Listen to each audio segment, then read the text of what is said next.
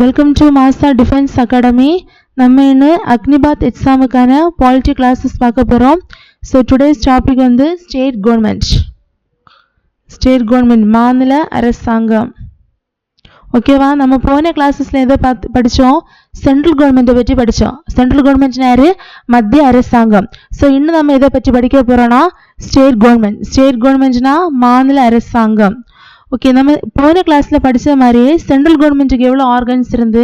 3 organs இருந்து. ஏன்னா executive நிர்வாகத்துறை, legislature சட்டமன்றம், ஜுடிஷியரி வந்துருது நீதித்துறை. அதே சேம் தான், சென்ட்ரல் கவர்மெண்ட் மாதிரி தான் என்ன வரும்? State government. பட் கொஞ்சம் டிஃபரன்ஸ் மட்டும் வரும். ஓகேவா? ஸோ இன்னும் படிக்க போறது என்னது?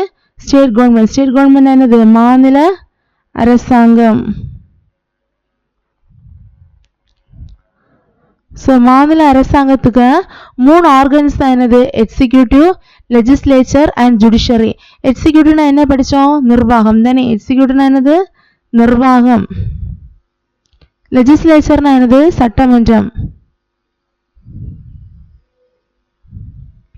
ஜுடிஷியர்னா என்னது? நீதித்துறை.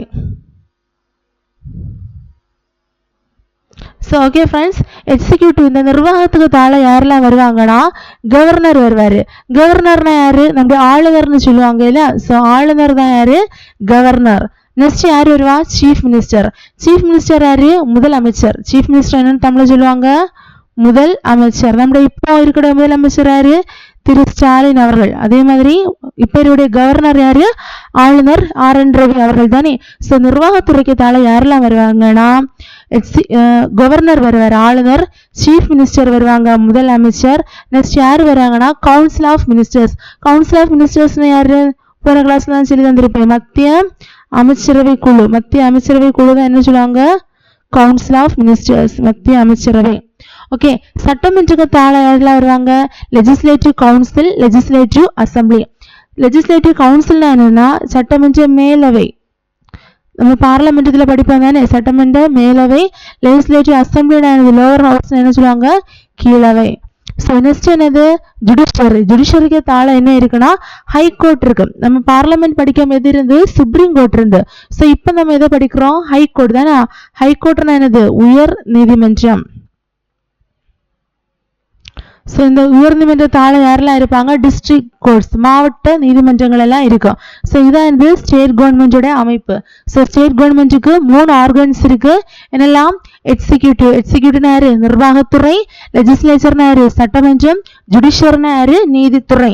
ஸோ கவர்னர்னா தமிழ்ல என்ன சொல்லுவாங்க? ஆளுநர். எக்ஸிக்யூட்டிவ்க்கு தாழ யாரெல்லாம் இருப்பாங்க? ஒரு கவர்னர் இருப்பாரு, சீஃப் மினிஸ்டர் இருப்பாங்க, முதலமைச்சர் இருப்பாங்க, கவுன்சில் ஆஃப் மினிஸ்டர்ஸ் என்று அழைக்கப்படுகிற மத்திய அமைச்சரவை குழு இருக்கும். நெக்ஸ்ட் ஒரு ஆர்கன் எது? லெஜிஸ்லேச்சர். வந்து சட்டமன்றம் எதை பிரிப்பாங்க? லெஜிஸ்லேட்டிவ் கவுன்சில் மேலவை, லெஜிஸ்லேட்டிவ் அசம்பிளி வந்து கீழவை.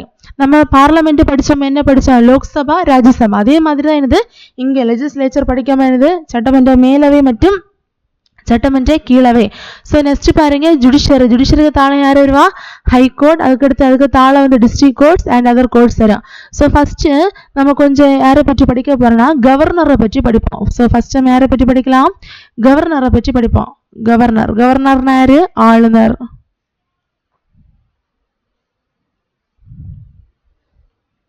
ஓகே, கவர்னருக்கும் நெக்ஸ்ட் நம்ம யாரை பற்றி படிப்போம்னா சீஃப் மினிஸ்டர். அந்த சீஃப் மினிஸ்டரை நான் டிஃபரன்ஷியேட் பண்ணி எழுதாறேன். ஸோ அது உங்களுக்கு ஈஸியாக புரியும். சீஃப் மினிஸ்டர் தமிழ் என்ன சொல்லுவாங்க? முதலமைச்சர்.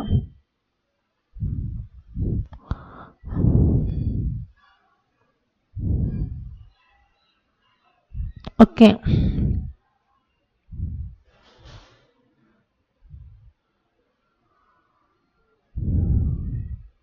சரி. கவர்னர் நம்ம என்ன சொல்லுவாங்கன்னா ஃபர்ஸ்ட் சிட்டிசன் ஆஃப் ஸ்டேட் சொல்லுவாங்க. கவர்னர் என்ன சொல்லுவாங்கன்னா ஃபர்ஸ்ட் சிட்டிசன் ஆஃப் ஸ்டேட். ஸ்டேட்னது சிட்டிசன் யாரு? குடிமகன். நாட்டின் முதல் குடிமகன் கேட்டது இங்க யாரை போடணும்? பிரசிடென்டா போடுறோம். இது எந்த குடிமகன்? ஸ்டேட், மாநிலத்தின். ஸ்டேட்னா என்னது? மாநிலத்தின். அப்ப மாநிலத்தின் முதல் குடிமகன் என்று அழைக்கப்படுவர் யாரு? நம்முடைய கவர்னர். புரியுதா உங்களுக்கு?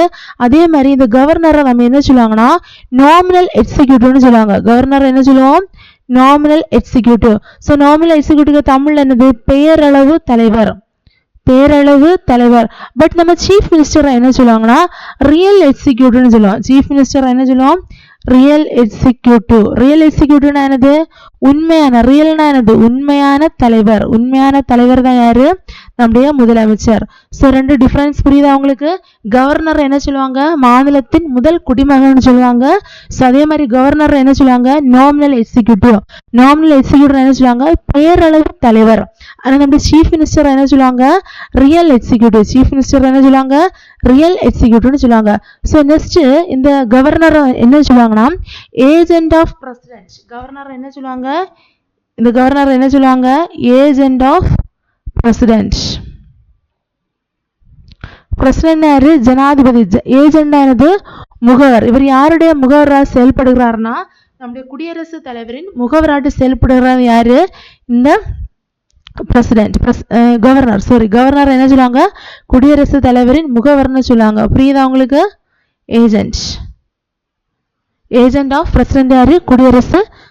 ஏஜென்ட் ஆஃப் பிரசிடென்ட் குடியரசுத் தலைவரின் முகவர் என்று அழைக்கப்படுவது யாரு? நம்முடைய கவர்னர். ஸோ இதே மாதிரி இந்த கவர்னரை யார் அப்பாயிண்ட் பண்றாருன்னா, இந்த கவர்னரை யார் அப்பாயிண்டட் பண்றாருன்னா நம்முடைய பிரசிடென்ட் தான் யாரு? கவர்னரை அப்பாயிண்ட் பண்ணுவாங்க. ஸோ அப்பாயிண்டட் யாரு? நியமிப்பவர். நியமிப்பவர் யாரு? நம்முடைய ஜனாதிபதி. பிரசிடென்ட் யாரு? ஜனாதிபதி. ஸோ நம்முடைய கவர்னரை நியமிச்சது யாருன்னா நம்முடைய ஜனாதிபதி. புரியுதா உங்களுக்கு? ஸோ கவர்னர் என்னெல்லாம் படிப்போம்? இந்த கவர்னர் வந்து யாரு? First citizen of state. மாநிலத்தின் முதல் குடிமகன். மாநிலத்தின் முதல் குடிமகன் யாரு? நம்முடைய கவர்னர். ஸோ நெக்ஸ்ட் என்ன சொல்லுவாங்கன்னா நாமினல் எக்ஸிக்யூட்டிவ். இம்பார்ட்டன்ட் என்னது? Nominal executive. பேரளவு தலைவர் தான் யாரு? நம்முடைய கவர்னர். அப்போ நம்முடைய ரியல் எக்ஸிக்யூட்டிவ் யாரு? உண்மையான தலைவர் யாரு? நம்முடைய சீஃப் மினிஸ்டர். சீஃப் மினிஸ்டர் யாரு? முதலமைச்சர். நெக்ஸ்ட் என்ன சொல்லுவாங்க? Agent of president. நம்முடைய குடியரசுத் தலைவருக்கு முகவரா யாரு செயல்படுவார்னா நம்முடைய ஆளுநர். அடுத்து இந்த ஆளுநரை யாரு நியமிப்பாங்கன்னா ஜனாதிபதி, பிரசிடென்ட் நியமிப்பாங்க. பட் அதே டைம் நம்முடைய கவர்னரை, அதாவது சிஎம் யார் நியமிப்பாங்கன்னா, முதலமைச்சரை யார் நியமிப்பாங்கன்னா இவரை வந்து யார் அப்பாயிண்ட் பண்றாங்கன்னா appointed by governor. So students, these are the difference you have to study. இவரை நியமிச்சது ஆளுநரை நியமிக்கிறது யாரு? பிரசிடென்ட். சீஃப் மினிஸ்டரை யார் நியமிப்பானா? கவர்னர். கவர்னர்னா யாரு? ஆளுநர். ஓகேவா? ஸோ நெக்ஸ்ட் இவருக்குள்ள தகுதிகள் பார்க்கணும் தானே. ஸோ அதே மாதிரி இவர் வந்து என்ன சொல்லுவாங்க? கவர்னர் என்ன சொல்லுவாங்கன்னா ஹெட் ஆஃப் ஸ்டேட்னு சொல்லுவாங்க. கவர்னர் என்ன சொல்லுவாங்கன்னா ஹெட் ஆஃப் ஸ்டேட். கவர்னர் என்ன சொல்லுவாங்க? Head of state. ஆனால் சீஃப் மினிஸ்டர் என்ன சொல்லுவாங்கன்னா ஹெட் ஆஃப் கவர்மெண்ட்னு சொல்லுவாங்க. புரியுதா? ஹெட் ஆஃப் ஸ்டேட்னா அரசின் தலைவர். ஹெட் ஆஃப் ஸ்டேட்னா என்னது? அரசின் தலைவர். கவர்மெண்ட்னா என்னது? அரசாங்கம். அரசாங்கத்தின் தலைவர் யாரு? நம்முடைய சீஃப் மினிஸ்டர். ஸோ நம்ம நேற்று படிச்ச அதே பாயிண்ட் தான். நம்ம நேற்று எதுல படிச்சோம்? பிரசிடென்ட்டுக்கு தான் என்ன சொல்லியிருந்தேன்? Head of state. பிரசிடென்ட் யாரு? ஹெட் ஆஃப் ஸ்டேட், அரசின் தலைவர். பட் பிரைம் மினிஸ்டர் யாரு? அரசாங்கத்தின் தலைவர். அதே மாதிரி தான் கவர்னர் வந்து என்னது? அரசின் தலைவர். ஹெட் ஆஃப் ஸ்டேட் ஹெட்னா என்னது? தலைவர். ஓகேவா? ஹெட் ஆஃப் ஸ்டேட் ஹெட்னா என்னது? தலைவர். இது யாரு? Head of government. அரசாங்கத்தின் தலைவர்னு கேட்டால் நீங்க யாரை போடுறோம்? சீஃப் மினிஸ்டர்னா போடணும். ஓகே, புரியுதா ஃப்ரெண்ட்ஸ்? ஸோ நெக்ஸ்ட் பாருங்க.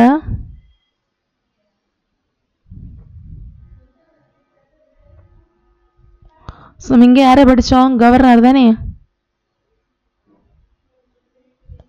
கவர்னருக்கு தமிழ் என்னது? ஆளுநர். இங்க நம்ம யாரை படித்தோம்? சிஎம். சிஎம்னா யாரு? முதலமைச்சர். ஸோ நெக்ஸ்ட் பாருங்க, இந்த ஒரு 7th கான்ஸ்டிடியூஷனல் அமெண்ட்மெண்ட் ஆக்ட், 7வது அரசியலமைப்பு சட்ட திருத்தம் 1956 வருஷம். 7வது சட்ட திருத்தம் 1956 என்ன சொல்லியிருக்காங்கன்னா, நம்முடைய கான்ஸ்டியூஷன் நம்ம அந்த போன கிளாஸ்ல படித்தோம். கான்ஸ்டியூஷன் வந்து ரிஜிடிட்டி அண்ட் ஃபிளெக்சிபிலிட்டின்னு படித்தோம். நெகிழும் மற்றும் நெகிழா தன்மை உடையதான் என்னது? நம்முடைய அரசியலமைப்பு. நான் அப்போ சொல்லி வந்து சில விஷயங்களை நம்ம என்ன செய்யலாம்? சாதாரண பெரும்பான்மை மூலம் திருத்தலாம். சில விஷயம் வந்து என்னது? திருத்தம்னா ஸ்டேட்டுக்கு ஒப்புதல் வேணும். ஸோ அதே மாதிரிதான் 7வது சட்ட திருத்தம் 1956 வருஷம் என்ன சொல்லியிருந்தாங்கன்னா, ஒரு கவர்னர், அதாவது ஒரு கவர்னர் வந்து என்ன செய்யலாம்? ஒன்றிற்கு மேற்பட்ட மோர் தேன் ஒன் ஸ்டேட்ஸ், மோர் தேன் ஒன் ஸ்டேட்ஸ். தமிழ் எதுனா வரும், ஒன்றிற்கு மேற்பட்ட மாநிலங்களில் என்ன செய்யலாம், நியமிச்சலாம். ஸோ ஒரு கவர்னரை வந்து என்னது, மோர் தேன் ஒன் ஸ்டேட்ஸ், ஒன்றுக்கு மேற்பட்ட இடத்துல என்ன செய்யலாம், ஒன்றுக்கு மேற்பட்ட மாநிலத்தில் வந்து என்ன செய்யலாம், நியமிக்கலாம். இதை செல்லக்கூடிய சட்ட திருத்தம் வந்து என்னது, 7வது கான்ஸ்டியூஷனல் அமெண்ட்மெண்ட் ஆக்ட், 7வது சட்ட திருத்தம் 1956. ஓகேவா. அடுத்து ஒரு இம்பார்ட்டன்ட் பாயிண்ட் இருக்கு. ஸோ இப்போ இருக்க மரபுப்படி இப்போ கவர்னர் வந்து அந்தந்த ஸ்டேட்ல உள்ளவங்களை வந்து கவர்னராட்டு போட மாட்டாங்க. இப்போ தமிழ்நாடு ஸ்டேட்ல பிறந்தவங்களை வந்து என்ன செய்ய மாட்டாங்க, தமிழ்நாடு கவர்னராட்டு போட மாட்டாங்க. இப்போ உங்களுக்கு தெரியும் RN ரவி அவர் வந்து இப்போ தமிழ்நாட்டுக்கு கவர்னர் தானே. பட் அவர் எங்க உள்ள ஸ்டேட், அவருடைய நேட்டிவ் ஸ்டேட் எங்கன்னா பீகார். நேட்டிவ் ஸ்டேட் எங்க இருக்கு, பீகார். அதான் சொல்லியிருக்காங்கல்ல, ஒரு ஸ்டேட்டுக்கு கவர்னர் வந்து அந்தந்த ஸ்டேட்டுக்கு கவர்னராட்டு வந்து என்ன செய்ய மாட்டாங்க, போட மாட்டாங்க. புரியுதா. ஸோ நெக்ஸ்ட் பாருங்க, ஒரு கவர்னரா இருக்கனா அவருடைய எவ்வளோ வயசு நிறைவடைந்தவராக இருக்க வேண்டும் என்று சொன்னால் 35 வயது வந்து கம்ப்ளீட் ஆயிருக்கணும். 35 இயர்ஸ் ஆஃப் ஏஜ் வந்து அவர் கம்ப்ளீட் ஆனவராக இருக்கணும்.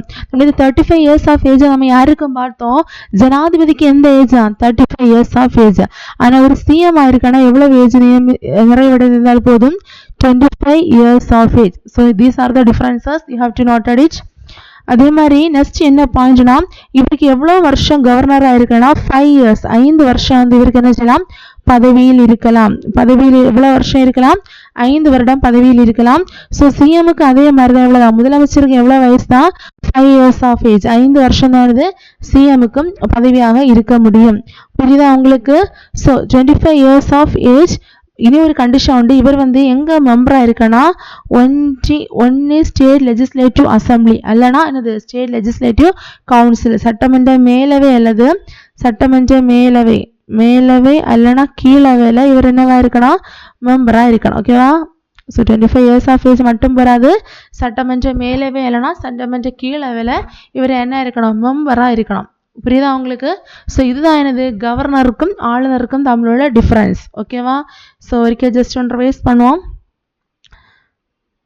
நம்முடைய ஸ்டேட் கவர்மெண்ட் ஓகே பார்ப்போமா. ஓகே, நம்முடைய ஸ்டேட் கவர்மெண்ட்டுக்கு 3 ஆர்கன்ஸ் என்னெல்லாம், எக்ஸிக்யூட்டிவ் நிர்வாகத்துறை, அப்புறம் என்னது லெஜிஸ்லேச்சர் சட்டமன்றம், அடுத்து என்னது ஜுடிஷரி. ஸோ நம்ம இப்போ என்ன பார்த்தோம், எக்ஸிக்யூட்டிவ் நிர்வாகத்துறையில் வரக்கூடிய ஆளுநர் மற்றும் முதலமைச்சர். ஸோ ஆளுநர் யாரா இருக்கலாம், ஆளுநர் என்னெல்லாம் படித்தோம். So these are the okay. ஆளுநர் பாருங்க, ஃபர்ஸ்ட் சிட்டிசன் ஆஃப் ஸ்டேட், மாநிலத்தின் முதல் குடிமகன். அப்ப நாட்டின் முதல் குடிமகன் யாரு, நம்முடைய குடியரசுத் தலைவர். அதே மாதிரி கவர்னர் வந்து நாமினல் எக்ஸிக்யூட்டிவ், பேரளவு தலைவர். அப்புறம் ரியல் எக்ஸிக்யூட்டிவ் யாரு, நம்முடைய முதலமைச்சர். உண்மையான தலைவர் யாரு, நம்முடைய முதலமைச்சர். நெக்ஸ்ட் கவர்னர் என்ன சொல்லுவாங்கன்னா, ஏஜென்ட் ஆஃப் பிரசிடென்ட், குடியரசுத் தலைவரின் முகவர் என்று அழைக்கப்படுவர் யாரு, நம்முடைய கவர்னர். இந்த கவர்னரை யார் அப்பாயிண்ட் பண்ணுவா, அப்பாயிண்ட் என்னது, நியமிப்பவர். கவர்னர் யார் நியமிப்பா, நம்முடைய பிரசிடென்ட். ஹெட் ஆஃப் ஸ்டேட் யார் அழைக்கப்படும், ஹெட் ஆஃப் ஸ்டேட் இது அரசின் தலைவர். ஹெட் ஆஃப் ஸ்டேட் யாரு, அரசின் தலைவர். அரசின் தலைவர் யாரு, கவர்னர். ஹெட் ஆஃப் ஸ்டேட்னா என்னது, அரசின் தலைவர். ஸோ எழுதிடுக்கிற ஸ்டூடெண்ட்ஸ் எழுதிடுங்க, கவர்னருக்கும் சிஎம்முக்குள்ள டிஃபரன்ஸ். ஓகேவா. First citizen of state, nominal executive பேரளவு தலைவர், agent of president, appointed by president, head of state. So இதே மாதிரி சிஎம் யார் அப்பாயிண்ட் பண்ணுவாங்க, நம்முடைய கவர்னர். அடுத்து இவர் என்ன சொல்லுவாங்க, ஹெட் ஆஃப் கவர்மெண்ட், அரசாங்கத்தின் தலைவர். இது இம்பார்ட்டன்ட் கொஸ்டின். அரசின் தலைவர், இது யாரு, அரசாங்கத்தின் தலைவர். அங்க ஹெட் ஆஃப் ஸ்டேட் யார் இருப்பா, நம்முடைய பிரசிடென்ட். ஹெட் ஆஃப் ஸ்டேட் யாரு, பிரசிடென்ட். ஹெட் ஆஃப் கவர்மெண்ட் அங்க யாரும் சொல்லியிருந்தேன், பிரைம் மினிஸ்டர். பிரைம் மினிஸ்டர் யாரு, பிரதமர். ஸோ நெக்ஸ்ட் இவங்களோட வயசு எவ்வளோன்னு பார்ப்போம். ஸோ இவரோட வயசு எவ்வளோ இருக்கணும், 35 இயர்ஸ் ஆஃப் ஏஜ். நம்முடைய சிஎம் ஆவுக்கு எவ்வளோ years of age, 25 years of age. மேலவை மற்றும் கீழவையில் அவர் என்னவா இருக்கணும், மெம்பரா இருக்கணும். ஸோ இவர் எவ்வளவு வருஷம் பதவியில் இருப்பார், நம்முடைய கவர்னர்னா 5 வருஷம் பதவியில் இருப்பார். அதே மாதிரி தான் சிஎம் எவ்வளவு வருஷம் பதவியில் இருப்பாரு, 5 வருஷம். ஸோ கவர்னருக்கு வேற சில கண்டிஷன் சொல்லியிருக்காங்க பாருங்க. 7th கான்ஸ்டியூஷனல் அமெண்ட்மெண்ட் ஆக்ட் 1956 பிரகாரம் ஒரு கவர்னரை வந்து என்ன செய்யலாம், ஒரு ஆளுநரை மோர் தேன் ஒன் ஸ்டேட்ல வந்து என்ன செய்யலாம், நியமிக்கலாம். அதே மாதிரி அதே போல RN ரவி வந்து என்னது, நம்ம தமிழ்நாடுடைய கவர்னரா இருக்காரு. பட் அவருடைய நேற்று எங்க இருக்கு, பீகார். ஸோ நெக்ஸ்ட் டாபிக் நம்ம என்ன பார்க்கலாம், ஸ்டேட் லெஜிஸ்லேச்சர். ஓகேவா. நெக்ஸ்ட் என்னது, நம்முடைய ஸ்டேட் கவர்மெண்ட்டுக்கு இன்னொரு பகுதி என்னது, எக்ஸிக்யூட்டிவ் நம்ம ஃபினிஷ் பண்ணோம். இப்போ நம்ம என்ன படிக்க போறோம், லெஜிஸ்லேச்சர். லெஜிஸ்லேச்சர்னா என்னது, சட்டமன்றம். ஓகே, இப்போ நம்ம எதை படிக்க போறோம்னா லெஜிஸ்லேச்சர். ஸோ லெஜிஸ்லேச்சரை தமிழ் என்னது சட்டமன்றம். ஸோ தமிழ்நாட்டு லெஜிஸ்லேச்சரை ரெண்டா பிரிப்பாங்க தானே, என்னெல்லாம் சட்டமன்ற மேலவை, சட்டமன்ற மேலவை மற்றும் மேலவை மற்றும் சட்டமன்ற கீழவை.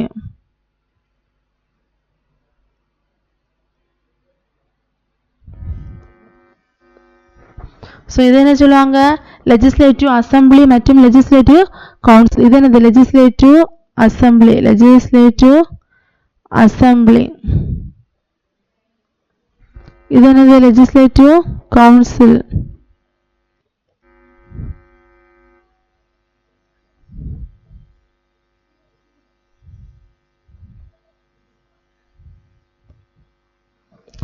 ஓகே பாருங்க, ஸோ டிஃப்ரென்ஸ் இருக்கு பாருங்க. நம்ம பிரசிடென்ட் பார்லமெண்ட் படிக்கும்போது நம்ம என்ன படித்தோம், லோக்சபா மற்றும் ராஜ்யசபா. அதே மாதிரி தான் தமிழ்நாட்டில் என்ன இருக்கு, legislative council, legislative assembly.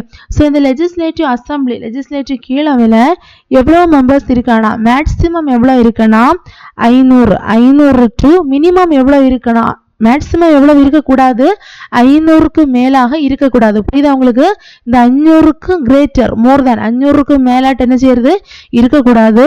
Less than எவ்வளவும் குறையிறது, 60ஓட வந்து என்னது கம்மியாகவும் கூடாது. உங்களுக்கு புரியுதா. சட்டமன்ற கீழவை லெஜிஸ்லேட்டிவ் அசம்பிளில அங்கே இருக்கிற உறுப்பினர்கள், இது என்னது உறுப்பினர்கள் தான், மெம்பர்ஸ்னாரு உறுப்பினர்கள். இது வந்து யாருன்னா மெம்பர்ஸ் வந்து எவ்வளவு இருக்கக்கூடாது, 60க்கு குறைவாக இருக்கக்கூடாது, 500க்கு மேலாட்டு என்ன செய்யக்கூடாது, 500க்கு மேலாகவும் இருக்கக்கூடாது. அண்ட் இவங்களை யாரு எலெக்ட் பண்ணுவாங்கன்னா, இவங்க directly elected by the people. இவங்களை யாரு நேரடியாட்டு எலெக்ட் பண்ணுவாங்கன்னா பீப்புள்னா யாரு, மக்கள். டைரக்ட்னா என்னது, நேரடி தேர்தல் மூலம் வந்து இவங்க என்ன செய்வாங்க, செலக்ட் பண்ணப்படுவாங்க. ஸோ அண்ட் அப்போ சட்டமன்ற கீழவையில பார்த்தா லெஜிஸ்லேட்டிவ் அசம்பிளி தானே. ஸோ சட்டமன்ற மேலவையில் எவ்வளவுக்கு தாழ இருக்கிறதுனா லெஸ் தேன் 40 விட குறைவாக என்ன செய்யறது இருக்கக்கூடாது.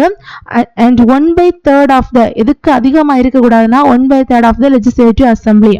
லெஜிஸ்லேட்டிவ் அசம்பிளில இப்போ ஒரு 500 பேர் இருந்தாங்கன்னா 500ல 1/3 மெம்பர் தான் எங்க இருக்கணும், லெஜிஸ்லேட்டிவ் அசம்பிளி. அந்த லெஜிஸ்லேட்டிவ் அசம்பிளி இப்போ 500னா 500ல 1/3 பார்ட்டுக்கு மேல யாரு போகக்கூடாது. 500ல எக்ஸாம்பிள் 500 இருந்தா இந்த 500ல வந்து என்னது 1/3 parts, 1/3 1 3 is 3 4 5 2 by case is 3 are 18 2 by case is 160 point something வருதுன்னா 160.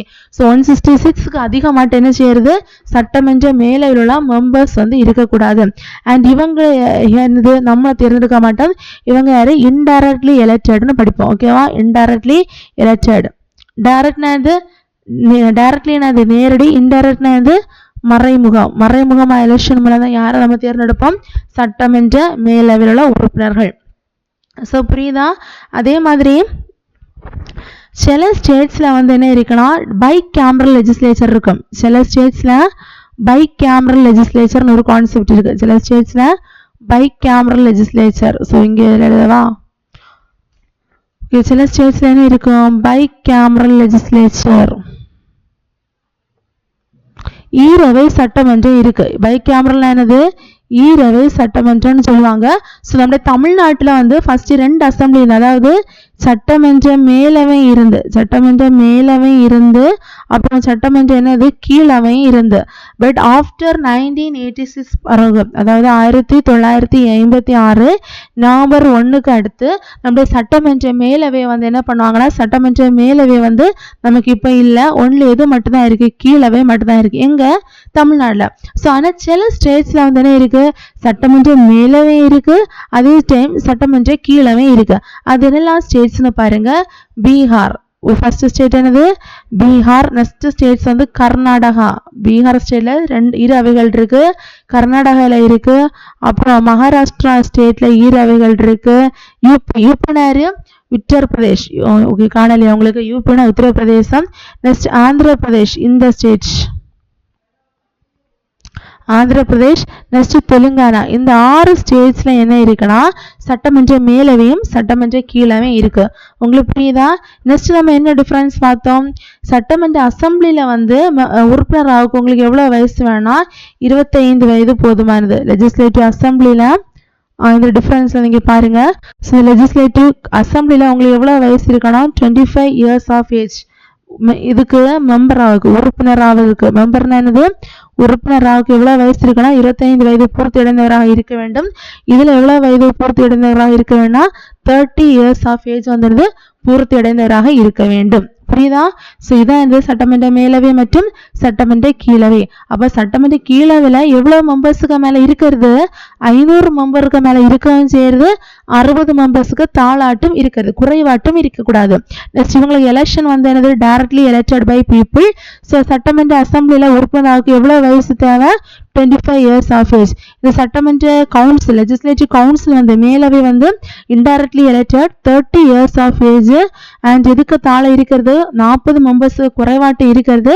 இந்த லெஜிஸ்லேட்டிவ் அசம்பிளில இருக்கக்கூடிய 3/1 உறுப்பினர்கள், அதாவது 500 166க்கும் அதிகமாட்டு என்ன செய்யறது? இருக்கக்கூடாது. நெக்ஸ்ட் இம்பார்ட்டன்ட் என்னது? சில ஸ்டேட் வந்து என்னது? ஈரவை கொண்ட சட்டமன்றங்கள் இருக்கு.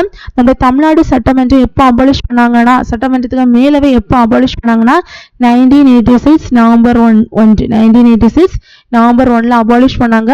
ஸோ நமக்கு இப்போ இது மட்டும்தான் இருக்கு, லெஜிஸ்லேட்டிவ் அசம்பிளி மட்டும்தான் இருக்கு. சில ஸ்டேட்ஸ்ல என்னது? ஈரவைகள், பை கேமரல் லெஜிஸ்லேச்சர் இருக்கு. எங்கெல்லாம்? பீகார், கர்நாடகா, மகாராஷ்டிரா, யூபின்னா இது உத்தரப்பிரதேசம், அண்ட் ஆந்திர பிரதேஷ், தெலுங்கானா. ஸோ நம்முடைய மாநில அரசாங்கத்துல 2 ஆர்கன்ஸ் படிச்சோம். ஸோ நெக்ஸ்ட் ஒரு பார்ட் இருக்கு, என்னது? ஜுடிஷியர்னு ஒரு பார்ட் இருக்குதானா? ஜுடிஷியரி, நீதித்துறைக்கு தாழ யாரு வருவா? நம்முடைய ஹைகோர்ட், டிஸ்ட்ரிக்ட் கோர்ட் அண்ட் என்னது? அதர் ஜட்ஜஸ் வரும். ஸோ நம்முடைய நாட்டுடைய மிக உயர்ந்த அரசாங்கம், உயர்ந்த நீதிமன்றம் எது? சுப்ரீம் கோர்ட் தான். நாட்டினுடைய மிக உயர்ந்த நீதிமன்றம் வந்து என்னது? Supreme court. ஒவ்வொரு மாநிலத்துக்கும் உள்ள உயர்ந்த நீதிமன்றத்தை நம்ம என்ன சொல்லுவோம்? ஹைகோர்ட்னு சொல்லுவோம். ஸோ ஹைகோர்ட் நான் தனியாக எழுதி போடுறேன். ஓகே, இந்த ஒரு பேஜ் அவைலபிள் ஆகணும்னு நினைக்கிறேன். இங்க பாருங்க, ஹைகோர்ட்டுக்கு தமிழ்ல என்ன சொல்லுவாங்க? உயர் நீதிமன்றம். ஸோ இந்த உயர் நீதிமன்றத்துக்கு ஃபர்ஸ்ட் இம்பார்ட்டன்ட் பாயிண்ட் என்ன? இது மாநிலத்திலே இருக்கு. மாநிலத்தின் மிகப்பெரிய உயர் நீதிமன்றம். மாநிலத்தின் மிகப்பெரிய நீதிமன்றம் தான் என்னது? உயர் நீதிமன்றம். மாநிலத்தின் மிகப்பெரிய நீதிமன்றம் தான் என்னது? உயர் நீதிமன்றம். நாட்டின் மிகப்பெரிய உயர் நீதிமன்றம் எது போடுறோம்? Supreme court. நெக்ஸ்ட் பாருங்க, இந்த மாநிலத்துல ஒரு ஹைகோர்ட்ல ஒரு ஜட்ஜ் ஆகணும்னா எவ்வளவு வயசு ஸ்டார்டிங் அவங்க கான்ஸ்டியூஷன்ல சொல்லல. பட் 65 வயசு வரை தான் இருந்தது. 65 ஏது வரை தான் அவர் என்ன செய்ய முடியும்? பதவியில் இருக்க முடியும். அப்ப 62 63 வயசு ஆச்சுன்னா என்னது? அவங்கள ரிட்டையர்ட் பண்ணி தள்ளுவாங்க. எவ்வளவு வயசுல அவங்கள அப்பாயிண்ட் பண்றாங்கன்னு கான்ஸ்டியூஷன் அரசியலமைப்பு சொல்லல. பட் எது வரைக்கும் தான் அவங்களால வந்து பதவியில இருக்க முடியும்னா 62 வயசு வரை தான் என்னது? அவங்களால பதவியில இருக்க முடியும். சப்போஸ் இந்த ஹைகோர்ட் ஜட்ஜ் வந்து அவங்க ராஜினாமா, எனக்கு பதவி வேண்டாம், அவங்க ராஜினாமா பண்ணிட்டாங்கன்னா ஸோ அவங்க யார்கிட்ட தன்னுடைய ராஜினாமா கடிதத்தை கொடுக்கனா? பிரசிடென்ட் கிட்ட அவங்க என்ன சொல்லணும்? பிரசிடென்ட் யாரு? ஜனாதிபதி கிட்ட அவங்க என்ன சொல்லணும்? தன்னுடைய ராஜினாமா கடிதத்தை கொடுக்க வேண்டும். நெக்ஸ்ட் பாருங்க, இந்த ஜட்ஜஸை யார் அப்பாயிண்ட் பண்றாங்கன்னா ராஜினாமா கடிதம் யார்கிட்ட கொடுக்கணும்? பிரசிடென்ட். அப்ப இவங்களை அப்பாயிண்ட் பண்றது யாரு? இந்த பிரசிடென்ட். அப்பாயிண்ட் யாரு? நியமிப்பவர் யாரா இருக்கணும்? நம்முடைய பிரசிடென்ட். ஸோ அப்பாயிண்ட் பண்ற யாரு? நம்முடைய பிரசிடென்ட். ஸோ அப்புறம் யார் இருப்பாங்க? சீஃப் ஜஸ்டிஸ் தானே? Chief justice of state. அந்த ஸ்டேட்டுடைய தலைமை நீதிபதி, அந்த மாநிலத்தின் தலைமை நீதிபதியை யார் வந்து அப்பாயிண்ட் பண்ணுவாங்கன்னா, இவரை யார் அப்பாயிண்ட் பண்ணுவாங்க? பிரசிடென்ட். ஆனா பிரசிடென்ட் தான் இவரை என்ன செய்வாங்க? அப்பாயிண்ட் பண்ணுவாங்க. பட் பிரசிடென்ட் வந்து தன்னிச்சையா வந்து அப்பாயிண்ட் பண்ண முடியாது. இவர் யார்கிட்ட கேட்பாங்கன்னா chief justice of India. Chief justice of India யாரு? நம்முடைய சுப்ரீம் கோர்ட்டுக்கு தலைமை நீதிபதி கிட்ட கேட்பாரு. சீஃப் ஜஸ்டிஸ் ஆஃப் இந்தியா தலைமை நீதிபதி. இப்போ ஒரு நாட்டோட ஸ்டேட்டுடைய தலைமை நீதிபதி அப்பாயிண்ட் பண்ணா யார்கிட்ட கேட்கணும்? Chief justice of India. Plus அவர் யார்கிட்ட கேட்கணும்னா and governor of the state. அந்த ஸ்டேட்டுக்கு யாருடைய? கவர்னர்கிட்டையும் கேட்கணும். ஸோ கவர்னர்கிட்ட கேட்டுதான் யாரை அப்பாயிண்ட் பண்ணுவாங்க? அந்த நாட்டுடைய அந்த ஹைகோர்ட்டுடைய சீஃப் ஜஸ்டிஸ் அப்பாயிண்ட் பண்ணுவாங்க. புரியுதா? இந்த ஹைகோர்ட் ஜட்ஜா இருக்கணும், 62 வயசுல தான் பதவியில இருக்க முடியணும். பிளஸ் அவர் யாரா இருக்கணும்? நாட்டுடைய முதல் நாட்டுடைய குடிமகனா இருக்கணும். புரியுதா? நாட்டுடைய குடிமகனா இருந்தா மட்டும்தான் இது அவரால் இருக்க முடியும். ஸோ இவரை அப்பாயிண்ட் பண்றாரு, அப்பாயிண்ட் நியமிக்கிறாரு பிரசிடென்ட். ராஜினாமா கடிதத்தை இவர் யார்கிட்ட தான் கொடுக்க முடியும்? பிரசிடென்ட் தான் கொடுக்க முடியும். நம்முடைய மாநிலத்துடைய தலைமை நீதிபதியை அப்பாயிண்ட் பண்றது யாரு? பிரசிடென்ட். இவர் தன்னிச்சையா அப்பாயிண்ட் பண்ண முடியாது. இவர் யார்கிட்ட கேட்பாருன்னா சுப்ரீம் கோர்ட்னா சீஃப் ஜஸ்டிஸ் ஆஃப் இந்தியா, அவர்கிட்ட கேட்பாரு. பிளஸ் யார்கிட்ட கேட்பாரு? கவர்னர். இப்போ தமிழ்நாட்டு மெட்ராஸ் ஹைகோர்ட் ஜட்ஜை வந்து அப்பாயிண்ட் பண்ணனா சுப்ரீம் கோர்ட்டோட தலைமை நீதிபதியிட்ட கேட்கணும். பிளஸ் நம்முடைய தமிழ்நாட்டு கவர்மெண்டோட ஆளுநர் கவர்னர்கிட்ட வந்து என்ன செய்யணும்? கேட்கணும். So other judges, chief justice மட்டுமா இருப்பாங்க? இல்ல. ஸோ அதர் ஜட்ஜஸ் இவர் எப்படி அப்பாயிண்ட் பண்ணுவாங்க? இந்த சீஃப் ஜஸ்டிஸ் ஆஃப் ஸ்டேட் இவர் வந்து என்ன செய்வாரு? கேட்பாரு. உங்களுக்கு தலைமை நீதிபதி அப்பாயிண்ட் பண்ண யார்கிட்ட கேட்பாரு? பிரசிடென்ட், ஆளுநர்கிட்டையும் கேட்பாரு. Supreme court chief justice of இந்தியாட்டையும் கேட்பாரு. ஆனா உயர் நீதிமன்றத்துக்கு அதர் ஜட்ஜஸ் அப்பாயிண்ட் பண்ண இவர் யார்கிட்ட கேட்டா போதும்? அந்த ஸ்டேட்டோடைய சீஃப் ஜஸ்டிஸ்கிட்ட கேட்டா போதும். புரியுதா உங்களுக்கு? ஸோ இவ்வளவு தான் என்னது? 3 ஆர்கன்ஸ். ஹைகோர்ட் தான் என்னது? நாட்டினுடைய மிகப்பெரிய உயர் நீதிமன்றம். நாட்டுடைய மிகப்பெரிய உயர் நீதிமன்றம் இல்ல, மாநிலத்தின் மிகப்பெரிய உயர் நீதிமன்றம் என்னது? ஹைகோர்ட். நாட்டின் மிகப்பெரிய உயர் நீதிமன்றம் வந்து என்னது? Supreme court.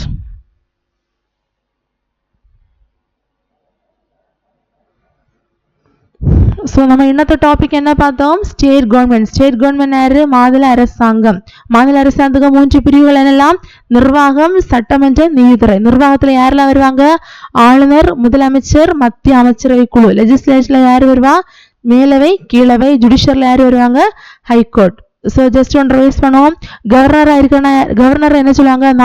மாநிலத்தின் முதல் குடிமகன், first citizen of state. Governor என்ன சொல்லுவாங்க? நாமினல் எக்ஸிக்யூட்டிவ், பேரளவு தலைவர். சிஎம் என்ன சொல்லுவாங்க? ரியல் எக்ஸிக்யூட்டிவ், உண்மையான தலைவர். இவர் பிரசிடென்டோட முகவராக இருப்பாரு. நம்முடைய ஆளுநரை யார் நியமிப்பா? பிரசிடென்ட். நம்முடைய சிஎம், முதலமைச்சரை யார் நியமிப்பா? கவர்னர்.